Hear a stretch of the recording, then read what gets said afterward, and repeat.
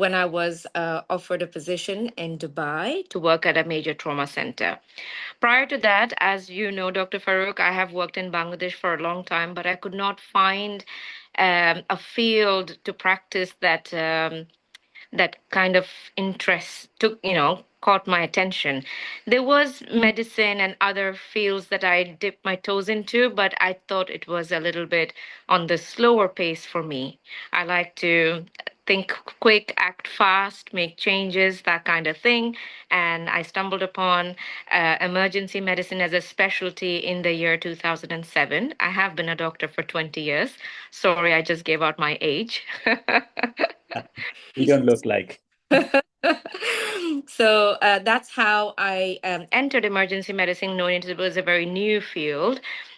So 6 months down the line, when I started to practice emergency medicine, the fact that I didn't know what was going to walk in through those doors, just the excitement of not knowing that, and being able to help, being able to be there for the most vulnerable when they needed us the most, when, they're at their most vulnerable point in their life.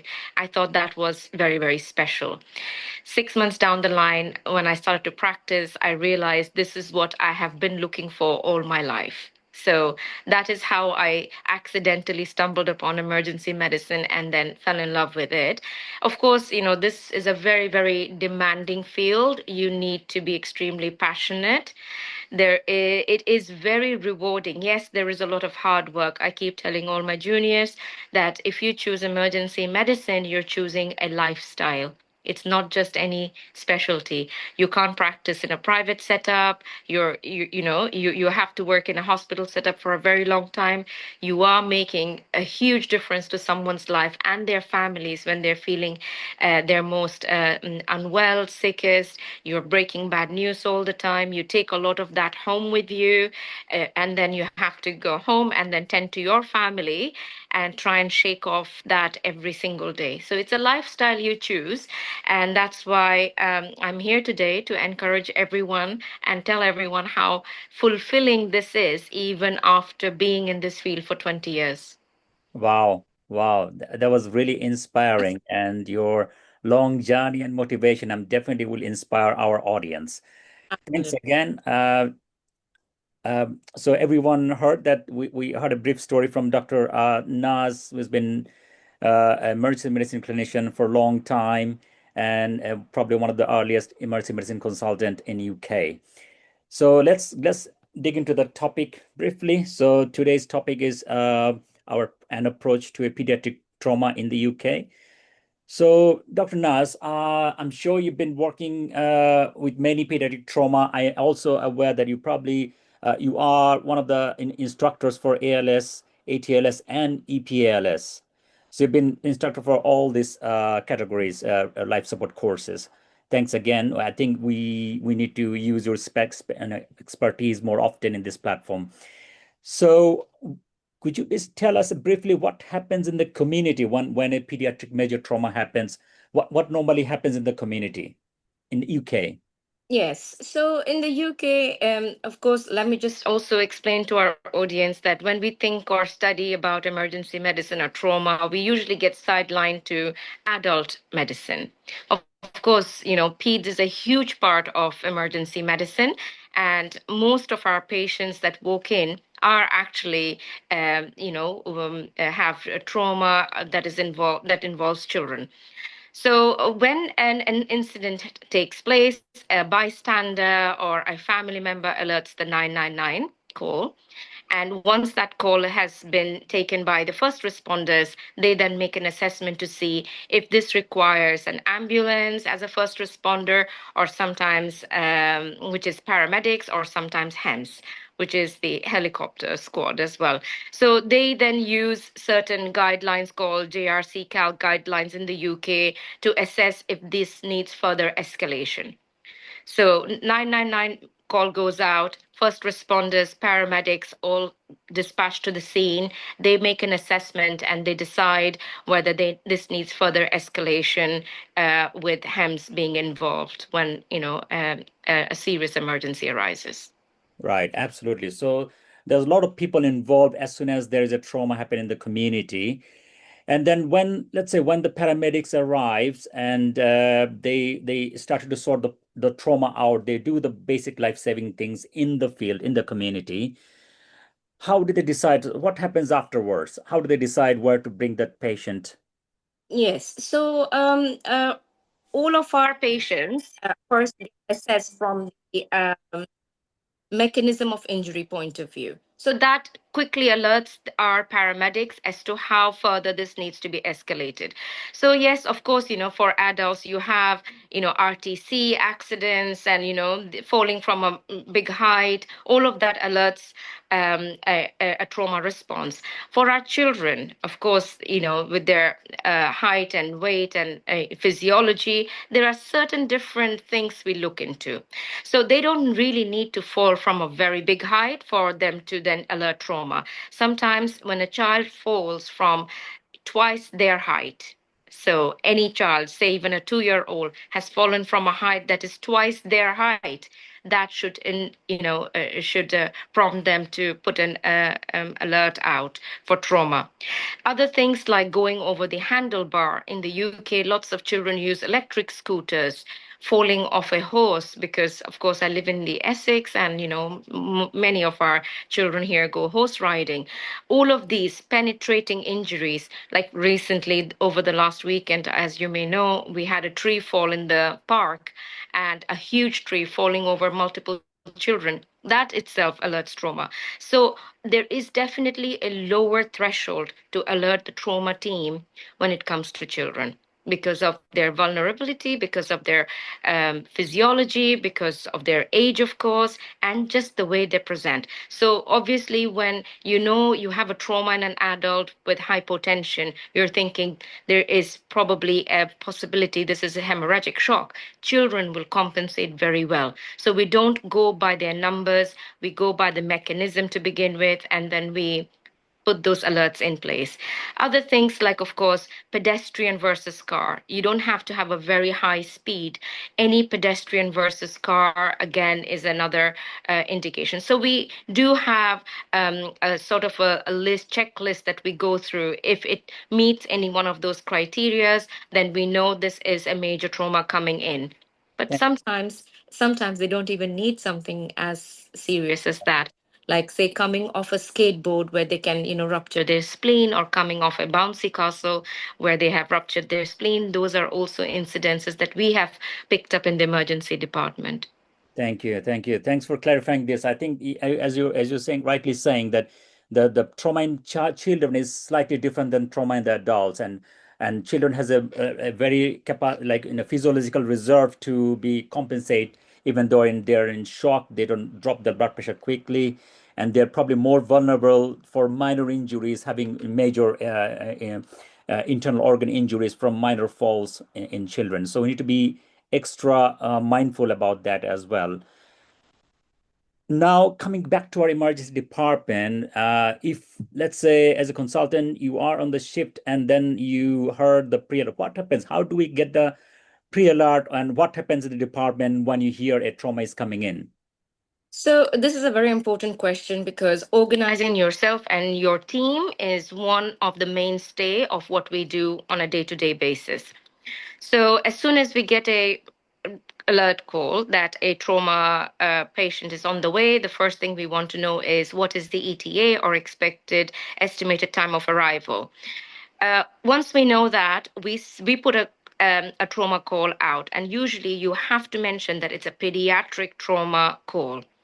Once you do that, we then start organizing our team. So the team members who attend is, of course, your emergency physician, who is usually the team leader, and they must be ATLS certified provider. Then you have the ITU and anesthetics doctor in case there is any airway support that is required. You, of course, have the surgeons, the orthopedic surgeons, and you also then have the pediatrician attending the pediatric trauma call. Apart from that, you have supporting members of staff like your nursing staff for IV accesses. You have the radiographer for any X-rays that may be required. And of course, if we know that there is significant blood loss or the patient is in shock, you also alert the lab services just in case blood and blood products may be required. So that is our team, and that is how we organize. As soon as everyone comes down, we of course assign roles. We don't want people to be doing the same, two members of team doing the same role, so everyone is aware of what's happening. They get a brief history so they know what to expect. Everyone identifies themselves usually by their names, if not names. Some departments have stickers which they put on their aprons or their scrubs, just so that when a new team member suddenly arrives or a surgeon arrives late, then they still know who is doing what role. The orthopedic surgeon in the initial stages don't have much to do in that primary survey. So we usually in our department keep them as the scribe person. They are the ones who are documenting the primary survey as we proceed with it. Thank you. Thank you. I think I'm going to summarize briefly what you've said so far. I think the people joining in from Bangladesh uh, and from the countries where the pre-hospital actually does not exist. So in UK, as we started at that, we have a pre-hospital team in UK who actually arrives on the scene, have a brief intervention and a life-threatening the interventions, and then they, as soon as the patient stabilize the patient, they move to the hospital. So it could be either a small major trauma unit or major trauma center, depends on how severe the injury is and how far is the hospital. And once they are ready to move the patient, they actually call the hospital. So we call pre-alert, which is a red phone. We have pick up in the emergency department, and people are on the other end. The ambulance crew would be saying there is a 10, 5, 15 minutes away. They're bringing a child, a brief description of what happened and what they've done. So all these information is really key for the ED trauma team and the trauma team in the trust to get prepared. So as soon as we get that call and we decide we need a trauma call, we actually put a 2222 number through the switchboard and alert the whole hospital to bring the pediatric trauma team in ED resuscitation area. So those are the things. If you haven't actually worked in UK, you might be struggling what's happening. I'm just telling you briefly. So once that team arrives, we know as an ED consultant or registrar, sometimes we allocate people based on what to do. Somebody do the primary survey, someone sees spine and airway, someone to scribe and document. We have a trauma booklet to document everything in time order, and someone to book a CT scan or any imaging that's needed. Okay. So again, in pediatric team, there is specific pediatric team consultants will be there. Depends on the injury. Sometimes we involve certain other specialties. Depends on what type of injury we can suspect. But usually it's surgeons, orthopedics, IT anesthetics, pediatrics, and also ED team and nurses. So let's say we are usually try to get everything ready in the trauma bay, including the trauma board, monitors, IV access equipments, some medications, drugs, everything. Right. Let's now dive in. So far, is everyone okay? Is anyone has any questions, not understanding what we're saying?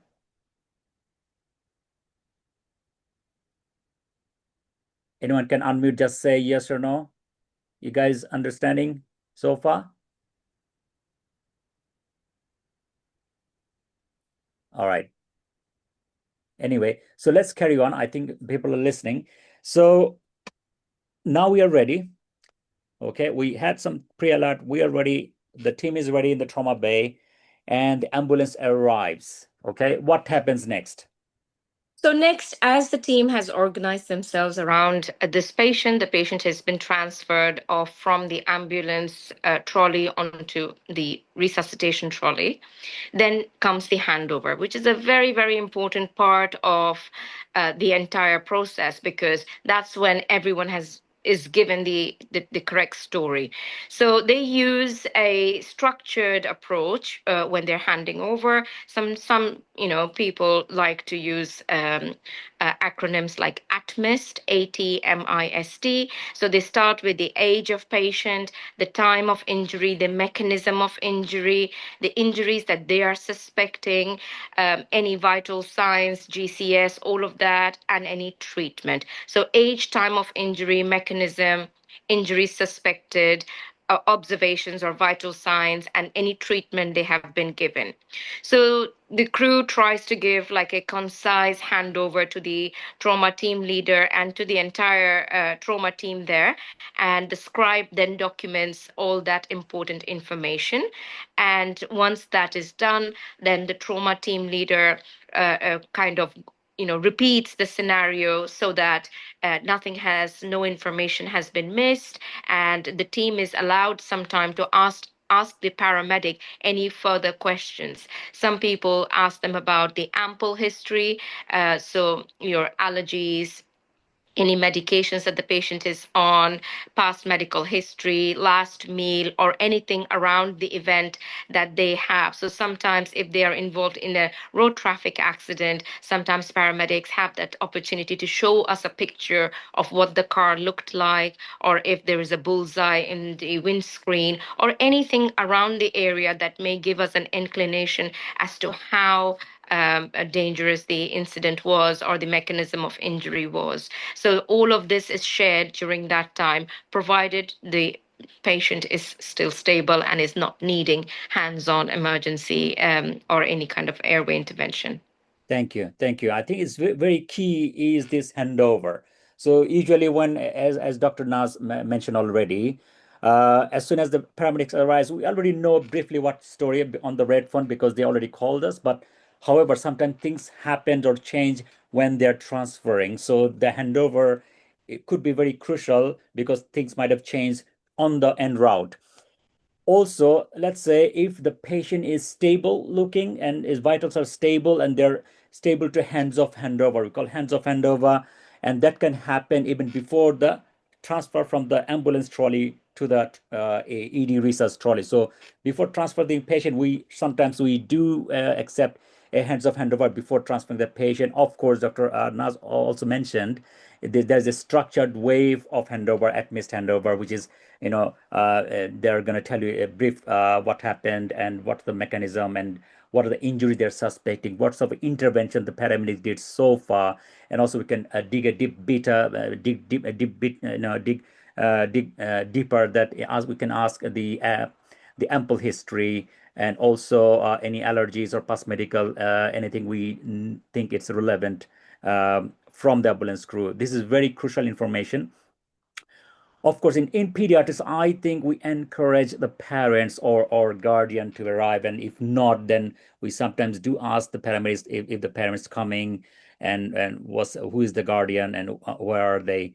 And obviously, I think it's slightly different, but we in pediatrics there is a issue that we encourage parents to be very aware, and we sometimes we allocate someone to talk to the parents or even call them. We need a sort of verbal consent on any procedures we do on the children with the parental consent because they're minors.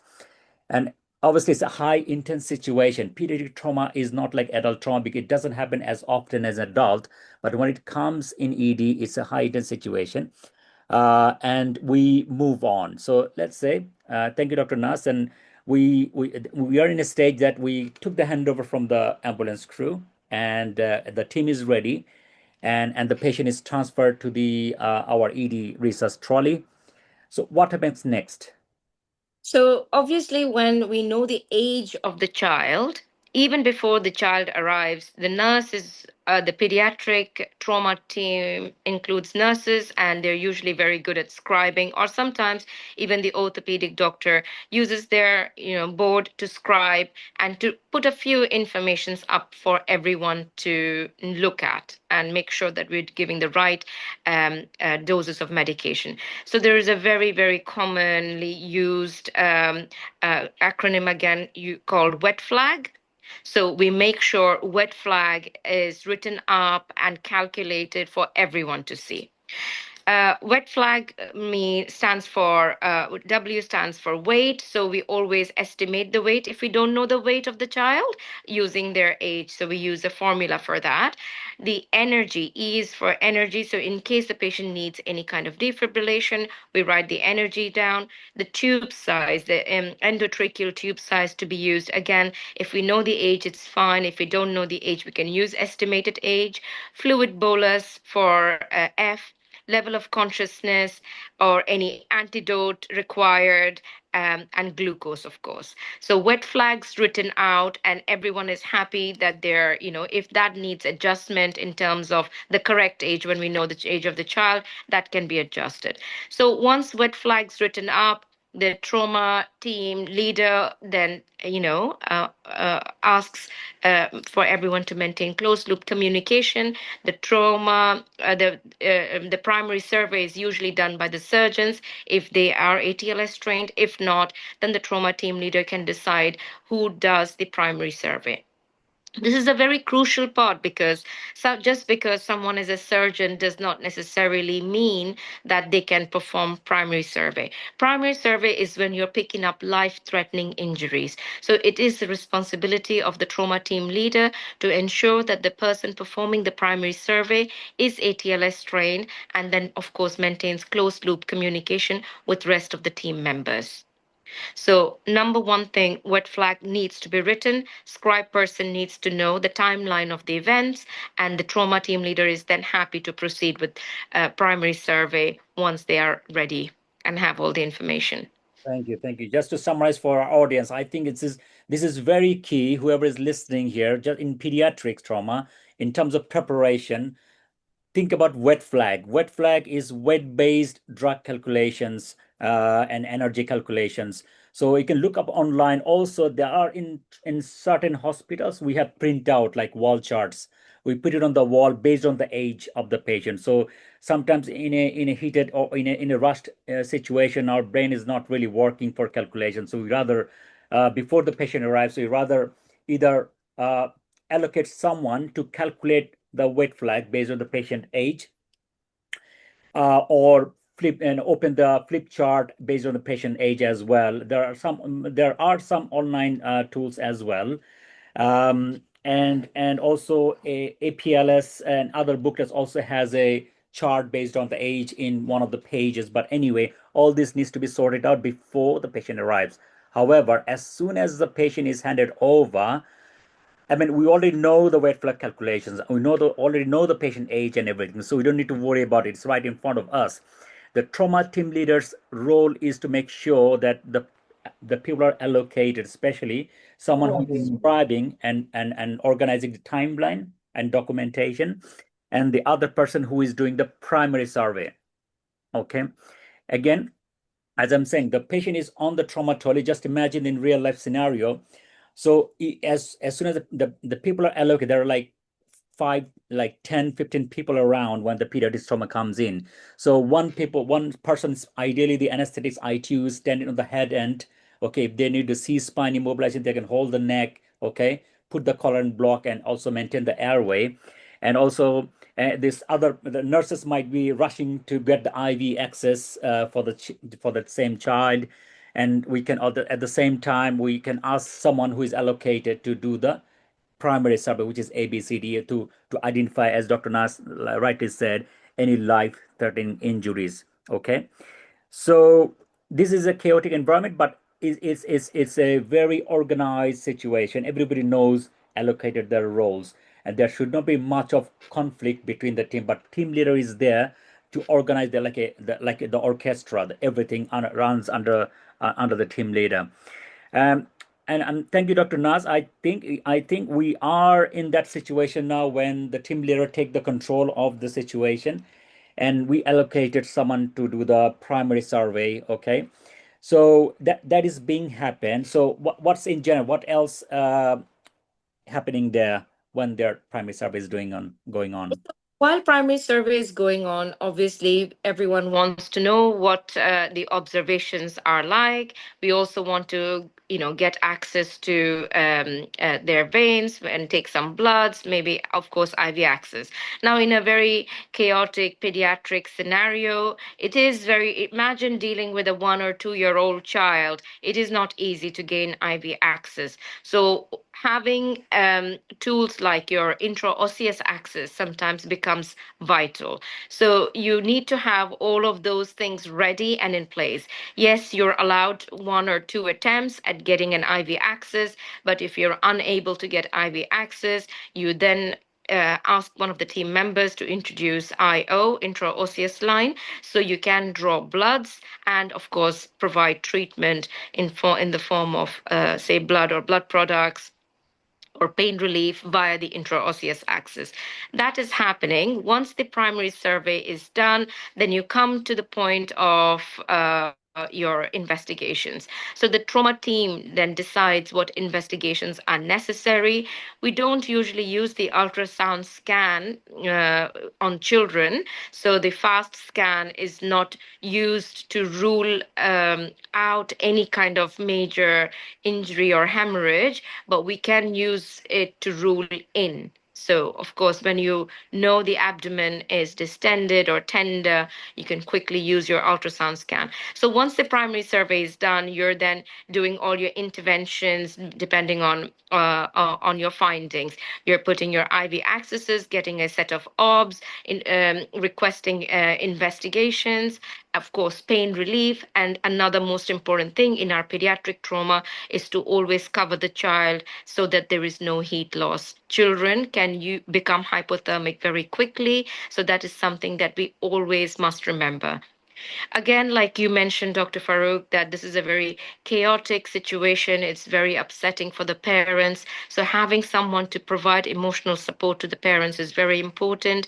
If they don't want to be around when all of this is happening, offer them a space to, to take some rest, sit down, have a glass of water, and if they are willing to be a part of the scenario and to watch it all, they should be allowed with someone keeping them updated about what exactly we're doing. So, as it may sound like a very simple, easy scenario, but even for us, with us clinicians with many years of experience, it's still a very daunting situation where emotions are involved, where nobody wants to, be resuscitating a very unwell child, but it is multiple things are going on at the same time, and it's mainly on the trauma team leader to kind of say keep that calm, keep that the resuscitation going, all the while maintaining closed loop communication. So if any intervention is done, so say if you've given any kind of pain relief, fluids, blood products, you always want to go back and reassess the patient. So if there is one thing I want everyone to take home from this from this meet and greet session is reassessing child is extremely important. Any intervention is followed by reassessment of the patient. Thank you, Dr. Naz. I think you summarized the complex scenario in a very easy format. I think all of us who are in audience who are, we got involved in Bangladesh or whoever work in emergency medicine or critical care, facing a traumatic child in the front door is not an easy thing to do. As we agree that it's a big chaotic situation. It's a bit of scary situation even for the parents, for the team. Everybody is very emotion runs very high. Okay, and as imagine in Bangladesh when we hear in the news that the publics are very angry, upset, and hitting the doctor and healthcare professional.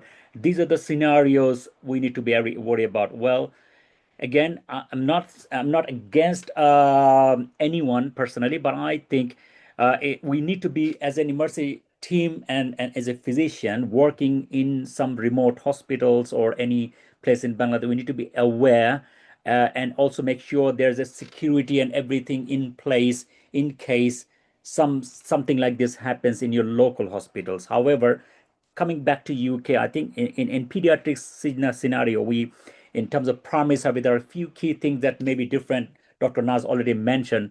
For example, the pediatric IV access can be challenging. It's not easy, and it's in a rush and trauma situation.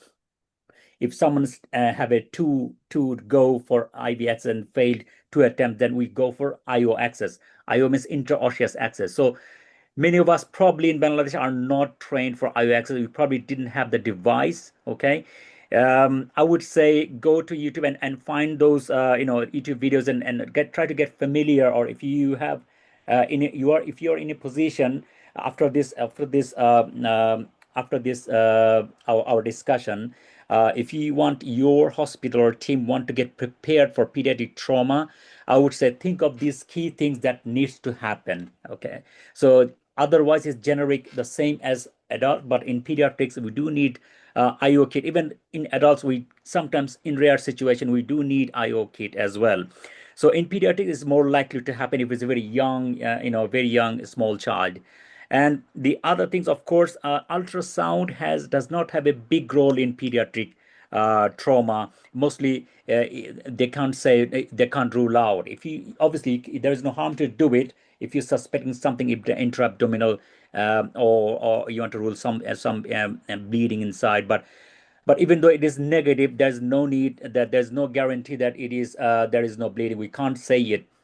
So of course, unlike in adult we do a trauma scan, but in pediatrics we can do selective scans. So we try to avoid a lot of radiations in children. We don't do pen scan for all the children suspecting trauma. But yes, if you are thinking of specific chest or abdomen, or we can do a specific scan, and I that's something slightly different in pediatric.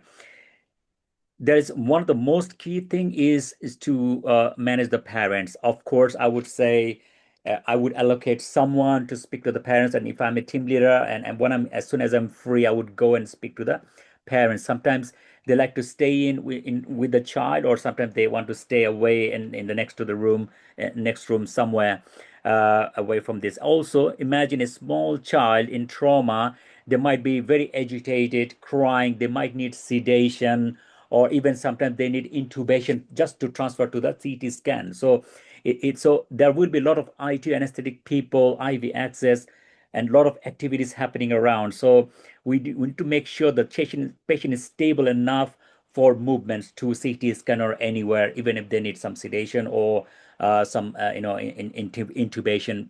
Depends on the situation. Um, Obviously, as Dr. Nas rightly said, reassess. Okay, anything can change. So once you've done ABCDE, that doesn't mean that's the end of all. You may have done some interventions, maybe intubation, maybe some chest drain, or whatever you've done. If the vital signs or something change, just reassess and do the ABCD again. Just reassessment will pick up another life-threatening or deteriorating child that you might have missed if you just think, oh, we've done the assessment, hands off, everybody's gone. I don't think that's the idea. I think keep the whole team in as long as you need. As a team leader, you have the right to keep your team members in on the scene as long as you need them. If not, then they can step down at some point. Thank you, Dr. Naz. So far, we briefly discussed a pediatric trauma from the community, pre-hospital situation, before they arrive, and how do we prepare as a pre-alert, when the red phone rings, and what do we do and to prepare our team, our space, equipments, and how do we take the handover, and what happens after the handover. Okay. I believe it's a very good discussion, because we just recently discussed with the approach to adult trauma in the UK. So now Dr. Naz has given us a bit of specific highlights on the pediatric major trauma that happens in UK. Anyone has any questions, or anyone has anything that just need clarification, just shout out.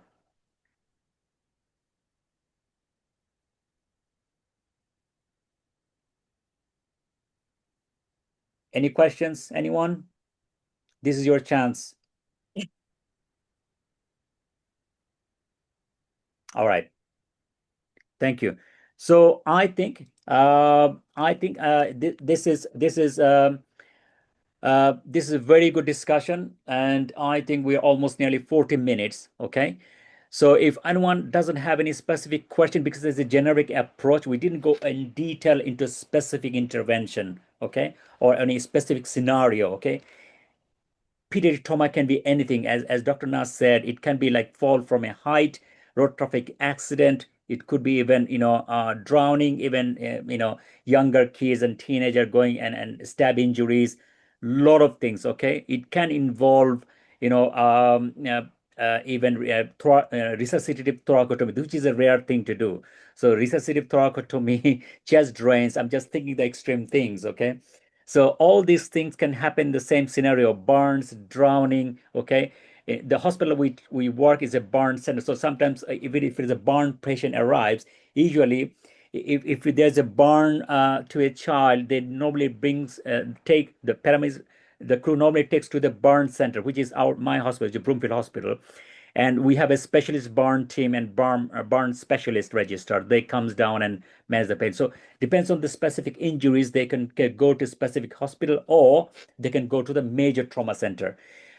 Usually in the pediatric, once we receive the patient as a trauma unit, that doesn't mean the patient cannot go to the major trauma center later on.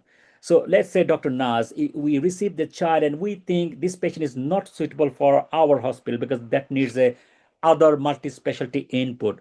What happens next? How do we make that transfer happen? Or So once you have established that more than one system is involved in a child, say you have a head injury and you also have an open fracture, so two systems involved, you then kind of establish that this is a polytrauma situation or a trauma that involves multiple systems.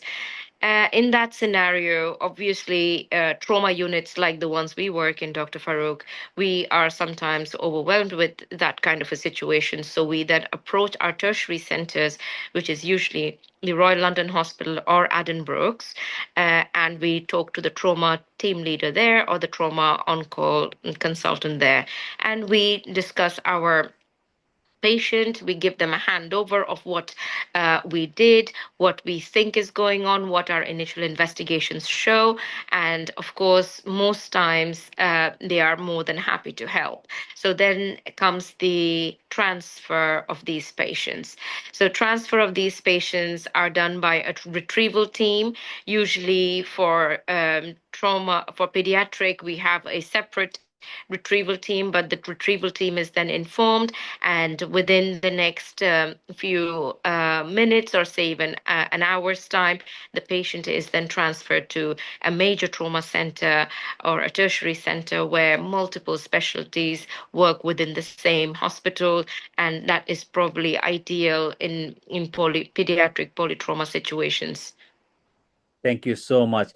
Thank you. So I think we have a generic idea even what happens. Again, I'm telling people who are working in a country like Bangladesh that doesn't have a pre-hospital or major trauma center or any trauma center like official trauma unit network, we are struggling there. In the news last year, I think we heard lots of road traffic. We heard a lot of gunshots and violence in Bangladesh. Road traffic. All these patients are again in the community. There is no pre-hospital, so there is no management of trauma in the community or on the street in Bangladesh.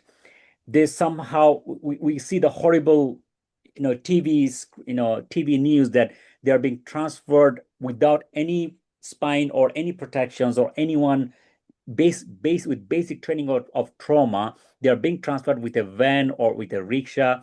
By the time they arrive to ED, most of them either died or somebody say, "Oh, is not survivable," or or it's already the 1 hour, the golden hour is already gone. And by the time they arrive, we probably done more trauma during the transfer because we don't have the ideal structure and pre-hospital in Bangladesh, and we probably done more trauma from compared to the first trauma they received in on the scene. So I think it's very important for all of us to be aware that how urgently we need pre-hospital emergency medicine and pre-hospital team in Bangladesh.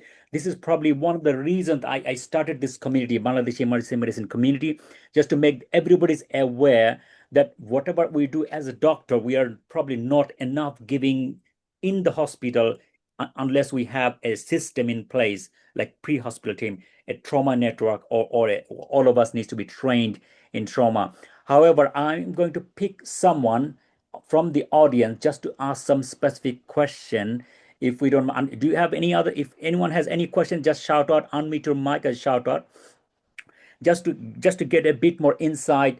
Dr. Ashik, can you come to the screen and shout out before we move Yeah, forward? Just to introduce again, because some of us joined in later. Dr. Naz is a emergency medicine consultant. I think she's probably the first female emergency medicine consultant in UK. I met her in 2017. excellent. It's been a while, and she's also an instructor for ALS, TLS, and EPALS, which is pediatric life support course in UK. Excellent. So she's a very valuable person to our team. So Dr. Ashik, on the other hand, also you can introduce yourself. I'm going to tell that Dr. Ashik is also one of the um, you work in Cox's Bazar, and he's seen Exactly. a lot of trauma. I think he also involved with the Doctors with a Border team. And can you briefly tell Dr. Ashik to the team your background, your expertise, and what sort of trauma you've seen in your practice in Cox's Bazar, please? Thank you, Dr. Ashik. Thank you. Welcome everyone. Exactly while I am working in the Coxswaller Emergency Department, while I am working, we have to face or to deal more than 20 to 30% of trauma cases, and in that case, 10 to 20% cases are pediatric one. Because in Cox's Bazar, as you know, this is the attractive tourist places and also other areas, corner from different upazilas. There the and also the Rohingya peoples, they are being transferred to the Cox's Bazar Hospital and are also be treated by us. So in that case, we have to receive mainly the head injury cases and the road traffic accident cases mainly. And as the tourist attraction, we have to see. I observed that few patients came with the drowning, with also the history of tuk-tuk. This is called CNG. Accident and also fall from height also. This is as you are Dr. Naz is mentioning, as you are also telling that it's very crucial to manage the trauma cases initially, because we have to manage the baby or child, and as well as we have to manage the patient relatives, their anxious parents. For that reason, I have seen difficulties while I am managing in Cox's Bazar during the evening shift, as there was no consultant or there was no supervisor in that time. So in that case, and also there was no availability of CT scan or X-ray room in the evening shift or night shift. For that reason, we have to face difficulties regarding any fracture, whether it is fracture or not, or in case of head injury, we have seen that the pupils are unequal and mildly dilated or something. So our clinical diagnosis is subarachnoid hemorrhage or something, subdural hematoma or something. But in case to make the decision whether we have to keep it in Cox's Bazar or we have to shift in the Chittagong Medical College, as you know, there is no neurosurgical department or neurosurgeon in the Cox's Bazar. For that reason, we have to be in the very crucial decision to make the decision whether this child has to be stay in the Cox's Bazar or we have to send the patient. Sometimes it's very difficult for us to evaluate it. And in that case, we have to wait for private sector also. In that case, they have the ability, but the cost is so high. So how in a private hospital they are managed is very difficult. And also another issue is that in case of complicated fracture or others, in case of pneumothorax and other, in that case, few medical officers, they are being trained to introduce the ICT or drain tube, but most of them doctors are not they are not habituated to dealing with the pneumothorax cases in the child. Yeah. So we have to uh, refer the cases to the Chittagong Medical College or to the higher center, but it takes at least 6 hours to reach from Cox's Bazar to Chittagong. So what will happen in that case? Like in case of Upazila level or district level, Upazila levels, like the different Upazilas or Rohingya camps, what happened in that case? So my experience is that uh, in pediatrics one, adults they can wait for few hours, but in case of pediatrics one, we cannot very much time. We don't have very much time. Another issue is that e-fast. we are doing e-fast in trauma room in our or oil organized emergency department, but the decision is not conclusive one in such way that sometimes we have to conduct it in a with a local pressure or sometimes, but we have to do if we can arrange the consultant from the baby in the evening shift to do the e-fast or these things or to available availability of the x-ray and the ct scan or mri in that case. So I think the things will be radically changed. uh, and another issue is that in case of drowning cases, they just they are respond to the after 1 or 2 hours to the hospital. In that case, they maximum from that island, Moheshkali Island, they arrived in the hospital with a dead case. So in that case, we have to nothing to do.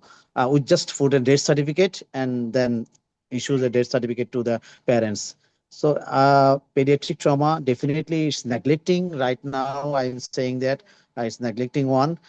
So we have to train our local personnel, all the regional levels, district levels, and medical college also, so that we can deal with the pediatrics one in effective way and educate manner with the available resources.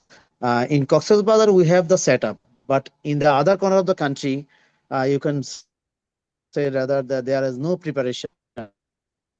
In that case, if you get any person, any child is that you have initiated this community awareness so that we can build up in the future and we can work together.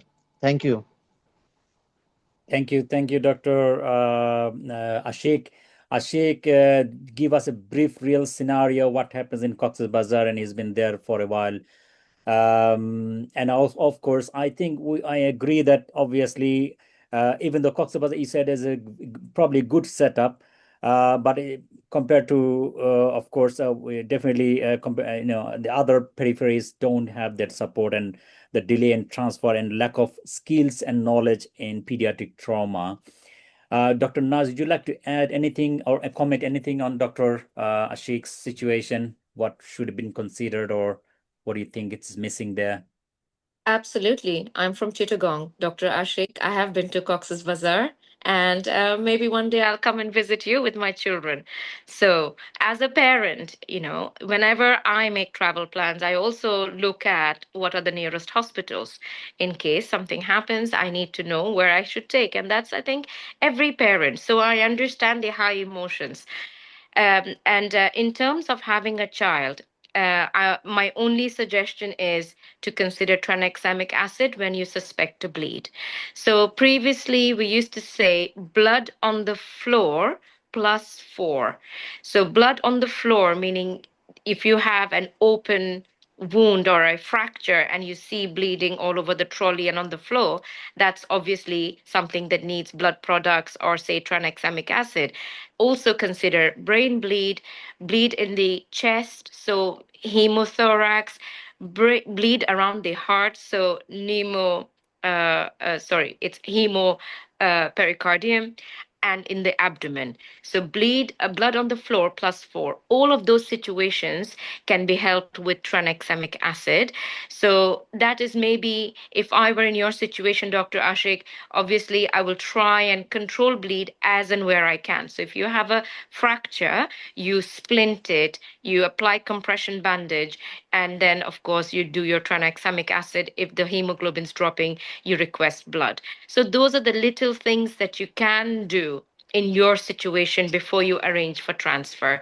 Yes, with drowning cases, like you mentioned, there is very little we can offer because there is lack of that pre-hospital life support, as Dr. Farook mentioned, and that is something maybe that will change now that a newer generation of doctors who are trained in trauma, trained in pre-hospital, want to go back to their homeland and to help. I would love to come and help and work alongside you in your department. The other thing about pneumothorax, I don't know if you guys use the adult Seldinger method for spontaneous pneumothorax. So it's not a traumatic chest drain. It's the very small Seldinger chest drain that we use in adults to drain a pneumothorax, or sometimes we use it for spontaneous. Those ones can be used for traumatic pneumo in children. So I did not know of this until I was in a situation where my child had bilateral pneumothorax in one of our ED. And in a situation like that, you have to think outside the box.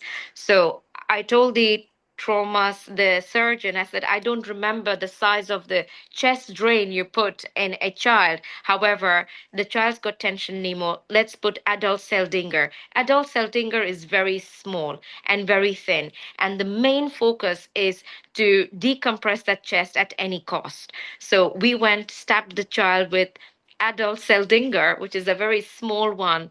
And later, of course, Royal London called me and my colleagues to actually commend that this action in a situation where it is life threatening, you thought outside the box and you did things like that. So, tranexamic acid, if you're suspecting brain bleed and unequal pupils, can buy some time.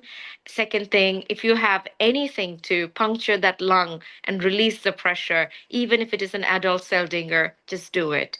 And you can still buy some time. That's all I can say. But of course, knowing how far Cox's Bazar is from Chittagong Medical. I worked at Chittagong Medical, Dr. Ashik, so for some times with Dr. Matabuddin Hassan. So I know the distance, I know the traffic, it's dire.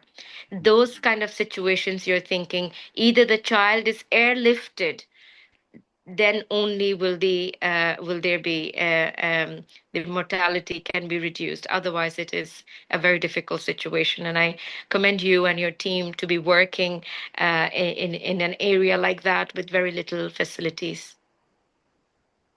All right. So thank you, Dr. Naz. Absolutely valuable insight. I'm glad to hear that you're also from Chittagong and Dr. Ashik works in Cox's Bazar and probably in Chittagong as well. So the situation is very complex, and I believe, to be honest with you, I so far in Bangladesh there is no official ATLS training. There is some sort of local training in BCPS, which they only offer for FCPS trainees, but they are not authentic or RCS recognized ATLS. So I think, as far as I heard from Dr. Sheikh, that they briefly received some training from the international refugee support team from MSF and other teams. From ICRC, not MSF, ICRC. ICRC, okay. ICRC. Okay, Yes. okay. So you got some sort of training there, which really helped you to manage those traumas. Obviously, the rest of the country is still lacking that training and lacking the knowledge. But I normally highly recommend people just to read through it, go through the YouTube. Information is free nowadays. You don't need to wait things to come to you. Just reach out, study, Google the ATLS book. So all this online. So I would say don't wait for something to happen. Rather be proactive and get yourself ready. If you are in a situation like Dr. Ashik or something that you need to do something, at least be aware what's happening. I think the time is nearly there. And I have one last question I need to read out. So, as an earthquake-prone country, it's Dr. Promi Shah has written, as an earthquake-prone country, what do you think should be our contingency plan anticipating a major earthquake in the future? So that is a topic for discussion. Maybe that will require, disaster management and critical incident. So how about we do another day of discussing this? I think it's an excellent question. I have interest in disaster medicine and disaster management. So I think it's very important, but it's a question that involves a lot of preparation, a lot of resources, and that needs to be discussed. I know these things we may not be able to practice these things in the next few years, even in Bangladesh, but it's important to know that there are things we can do. There are changes. If we don't make the changes, they will never happen. So thank you for asking that question, because that tells Dr. Farouk that he needs to have another session where we need to discuss this, not at length, but at least have a general idea of how we manage a disaster in the UK, and at least try and have a modified approach for, our Bangladeshi doctors who are practicing in areas where resources are limited. Again, thank you. I thank you so much, Dr. Naz, again. So I'm wrapping up the today's session is almost 1 hour. So thanks again. Thanks, Dr. Ashik, as well for your valuable input every time. We will come back to you. Again, as Dr. Nas said, we need lots of further sessions, and I'm happy to invite her and others, whoever involved in this, emergency medicine, to give us, whoever working remotely in Bangladesh, we are here for your support all the time. You can reach out me, Dr. Naz, or anyone. We have the groups and we have the Facebook pages. Everything is out there. So today's session, I think, was very valuable, and we already met Dr. Naz and knowing her background, and we think we will have further sessions. Thank you so much, Dr. Naz. Thank you for your time, and thanks to all the audiences that for coming and just listening and sharing your knowledge. Next time we will be doing further sessions. If you have any suggestions, any comments later on, just email me or message me. I have ER Skill Lab Facebook page and other platforms.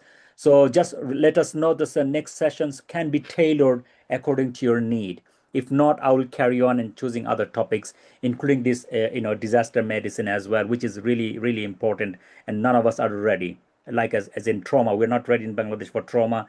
We are not ready for disaster. So all these things needs to be discussed.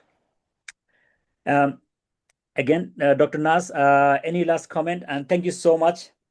Yeah, thank you very much indeed, Dr. Farouk, for having me on this session, and thank you to all the doctors, to all the listeners who, offered us their precious time. And this is, everything that we have discussed may seem a little, distant for you guys, but that's why we're here. Dr. Farouk is here so that we can bring emergency medicine closer to home, closer to you guys.